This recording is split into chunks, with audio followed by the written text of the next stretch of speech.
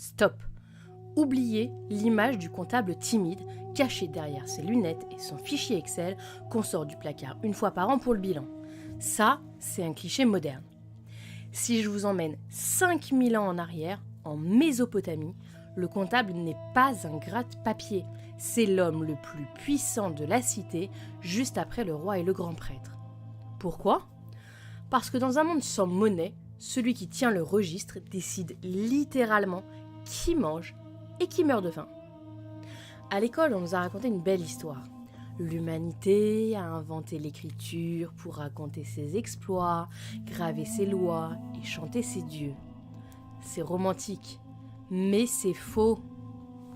La vérité, elle est beaucoup plus terre à terre. L'écriture n'est pas née pour la poésie, elle est née pour gérer les stocks.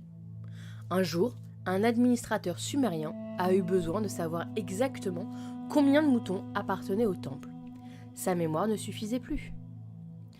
La comptabilité tisse le fil de notre mémoire, et si les chiffres pouvaient parler, que nous diraient-ils ?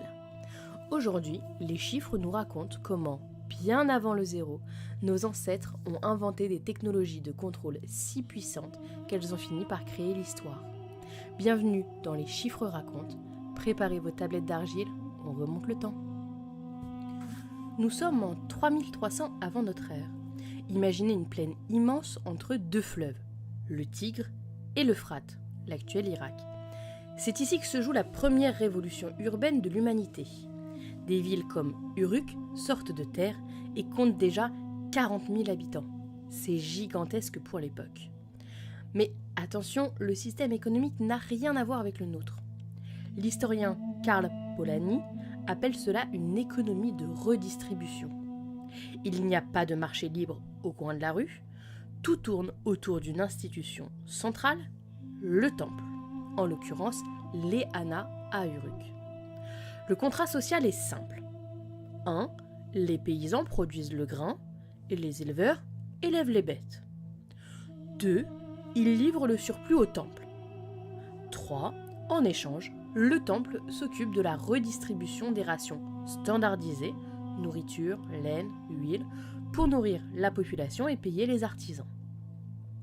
Mais c'est là que le problème va commencer. Dans un village de 50 personnes, la mémoire du chef suffit. Toi, tu as donné ta part, toi, je te dois une jarre, tout va bien. Mais avec 40 000 personnes, des milliers d'hectares et des troupeaux immenses, la mémoire biologique craque. Ce que les chercheurs appellent le stress cognitif. Si le temple perd la trace des stocks, c'est la famine ou la révolte.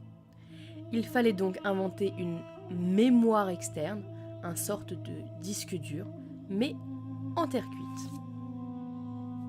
Bon, très bien cette idée de disque dur, mais comment on compte sans chiffres écrits et sans système d'écriture ? Eh bien avec des objets. Dès 8000 ans avant notre ère, on utilise ce que les archéologues appellent des calculis. C'est ce qui a donné le mot de calcul. Ce sont de petits jetons en argile, et grâce aux travaux de l'archéologue Denise Schmant-Becerra, on sait comment ça marche. C'est un code très simple. Un petit cône d'argile égale une petite mesure de grain. Une sphère d'argile égale une grande mesure de grain. Et un disque d'argile égale un animal. C'est simple, c'est tactile, vous avez 5 moutons, vous prenez 5 disques.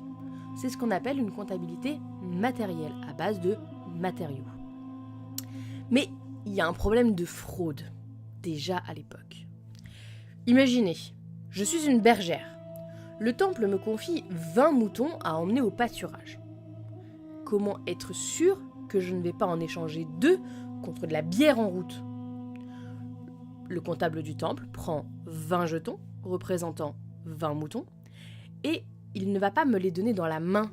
Il va prendre une boule d'argile creuse qu'on appelle une bulla.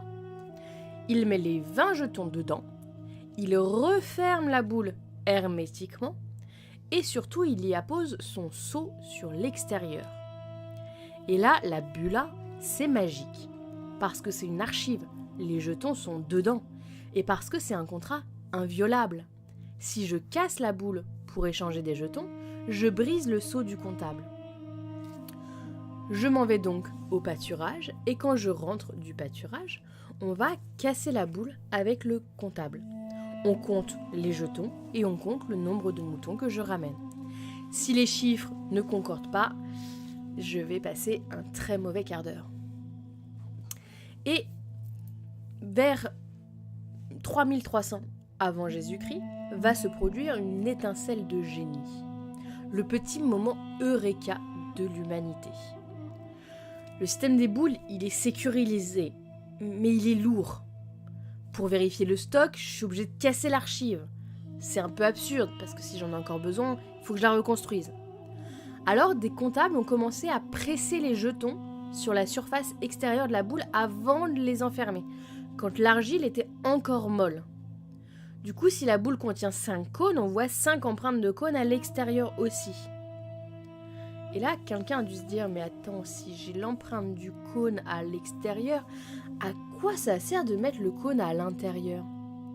Et la réponse est simple, ça ne sert à rien. Le signe, l'empreinte en 2 dimensions, suffit à remplacer l'objet 3 dimensions qui est à l'intérieur de la bulle. La bulle n'a plus besoin d'être une bulle, puisqu'elle n'a plus besoin de contenir quoi que ce soit.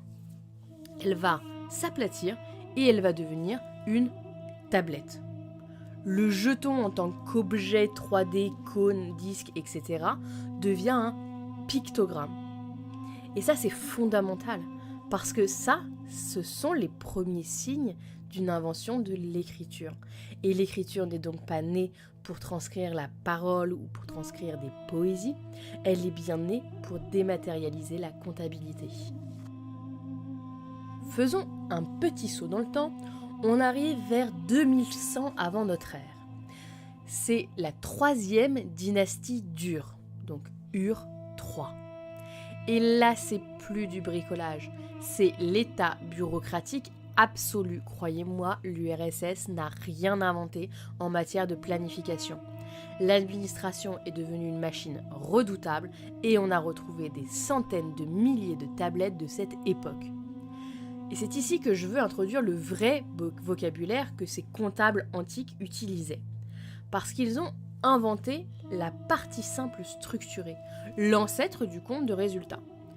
Les tablettes de cette époque suivent un modèle rigide appelé le Nikas, le compte équilibré. Et c'est vraiment super moderne, incroyable. On a le Chagnigura, littéralement ce qui est dans le cœur. Ça, c'est le débit théorique, ce que vous devriez avoir. Exemple, le gouverneur blabla a reçu 1000 boisseaux d'orge. On a le Ziga, les sorties réelles. Il a payé 800 boisseaux pour un salaire. Et le plus important, on a le Laou, le reste ou le déficit, l'équivalent de notre résultat comptable actuel. Donc on a déjà bien une idée de débit, de crédit et de résultat à la fin. Et le Laou, c'est la terreur des gouverneurs. Ce n'est pas qu'une simple soustraction. En Mésopotamie, si le compte final affiche un Laou positif, un manque, le fonctionnaire est personnellement responsable. Il doit rembourser la dette à l'État sur ses propres biens. S'il meurt, c'est sa famille qui va hériter de la dette. On a retrouvé des tablettes qu'on appellerait aujourd'hui des rapports d'audit. Une tablette de la ville d'Ouma montre qu'un scribe a inspecté un atelier de tissage. Il a compté le temps de travail théorique versus le temps réel. Il a noté un déficit de productivité. Donc la comptabilité aussi ici est un outil de contrôle total, c'est la preuve juridique ultime. On a déjà inventé le contrôle de gestion et l'audit. Et comme le dit un proverbe sumérien de l'époque, l'administration est la mère de l'éloquence et le père de la rigueur. Le rôle du scribe à l'époque est vraiment primordial. C'est une figure qui devient essentielle dans l'économie du pays ou de la ville. On peut le voir comme un mélange de comptables, d'archivistes, de contrôleurs de gestion et parfois même donc d'enquêteurs ou d'auditeurs. Le scribe, lui, il est formé à lire et à écrire, donc il détient un savoir rare. Il va enregistrer les stocks, les entrées, les sorties, il va noter les rations distribuées, il sait lire les unités de mesure, les codes, les pictogrammes, tout. Dans la célèbre école des scribes de Nippur, on a retrouvé de nombreuses tablettes d'exercices, d'entraînement, avec des listes lexicales qui servaient à apprendre l'écriture. On apprenait l'écriture grâce à la comptabilité. C'est probablement le premier exemple d'un manuel de comptabilité avant l'heure. Le prestige du scribe est tel qu'en Égypte, on dit qu'il possède la parole efficace. Dans la satire des métiers, qui est datée du Moyen Empire à peu près, le maître scribe vante son métier en expliquant que tous les autres, les artisans, les charpentiers, les tanneurs, vivent de la fatigue, alors que le scribe, lui, commande et n'est pas commandé. Un bon moyen de recruter. En Égypte aussi, la comptabilité est omniprésente. Les scribes vont noter les quantités de blé récoltées, les taxes perçues, on reparlera de la fiscalité plus tard, les offrandes dans les temples, les stocks de la couronne et même les niveaux du Nil pour anticiper les rendements. Les tombes des scribes montrent leur fierté. Palettes, calames, papyrus, tablettes de calcul. Dans un monde où très peu savent écrire, tenir les comptes, c'est tenir le pouvoir. Ce qui est fascinant, c'est que ces systèmes antiques ont créé une forme de raison administrative avant même qu'on définisse ce qu'est une administration. Dans les tablettes et les papyrus antiques, on trouve déjà toutes les structures de nos organisations modernes. Des normes d'enregistrement aux systèmes d'unité, aux procédures de contrôle, aux archives, etc. Max Weber aurait adoré. Et l'héritage est immense. Mais avant de conclure, est-ce que vous savez qu'il y a un principe lié à la comptabilité mésopotamienne qu'on utilise encore tous les jours? Je veux parler de notre système de calcul des heures. En l'occurrence, notre gestion du temps est basée sur les Sumériens. Parce que les Sumériens ne comptaient pas en base 10, comme nos doigts, mais en système sexagésimal, donc en base 60. Pourquoi ? Parce que 60 est un nombre magique pour un comptable. On peut le diviser par 2, 3, 4, 5, 6, 10, 12, 15, 20, 30. C'est parfait pour diviser des rations. Et c'est pour ça qu'aujourd'hui, 5000 ans plus tard, une heure fait 60 minutes et un cercle fait 360 degrés. Chaque fois que vous regardez votre montre, vous utilisez un standard comptable mésopotamien. Ils nous ont aussi légué le principe de l'exercice comptable, puisqu'ils fermaient les comptes annuellement et reportaient le solde, si itum, sur l'année suivante, exactement comme vos entreprises actuellement. Donc retenez ceci, la comptabilité a créé un cadre mental. Elle a appris à l'homme à penser en catégories abstraites, à rationaliser le futur et à prévoir. Sans ces tablettes d'argile, pas de pyramide. Impossible à gérer logistiquement. Pas d'empire et pas d'économie moderne. La prochaine fois que vous pesterez en remplissant votre déclaration d'impôt ou vos comptes sur Excel, ayez une petite pensée pour ce scribe d'Uruk. Il y a 50 siècles, il a pris un roseau, pressé l'argile et sans le savoir, inventé l'outil le plus puissant de la civilisation, la preuve écrite. Derrière chaque compte, il y a une histoire. À bientôt pour une nouvelle épopée chiffrée où les nombres continueront de vous dévoiler leurs secrets. Et dites-moi en commentaire, préférez-vous être payé en monnaie ou en ration de bière comme à Babylone ?